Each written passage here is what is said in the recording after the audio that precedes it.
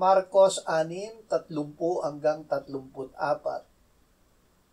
Ang mga apostol ay nagtipon sa harap ni Jesus at ibinalita nila sa kanya ang lahat ng kanilang ginawa at itinuro. At sinabi niya sa kanila, "Pumunta kayo ng bukod sa isang dakong ilang at magpahinga kayo ng sandali. Sapagat marami ang nagpaparoot pa rito at sila'y hindi man lamang nagkaroon ng panahong kumain." Umalis nga silang bukod, sakay ng isang bangka patungo sa isang dakong ilang.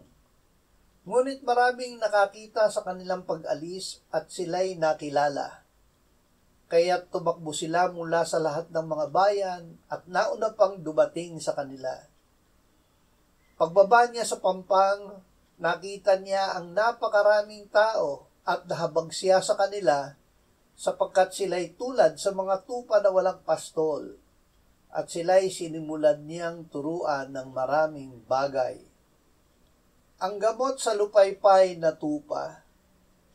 Nakita ng Panginoong Hesus ang napakaraming tao at siya ay nahabag sa kanila dahil sila ay lupaypay tulad sa mga tupa na walang pastol. Sila ay sinimulan niyang turuan ng maraming bagay.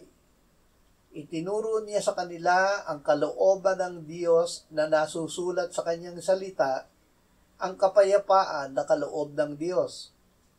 Ang kapayapaang ito ang iniwan niya sa kanyang mga alagad noong gabi bago siya namatay sa krus.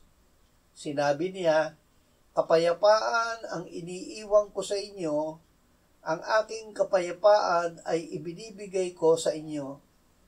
Hindi gaya ng ibinibigay ng sanlibutan ang ibinibigay ko sa inyo. Huwag mabagabag ang inyong puso o matakot man." Ika'y magbabalik.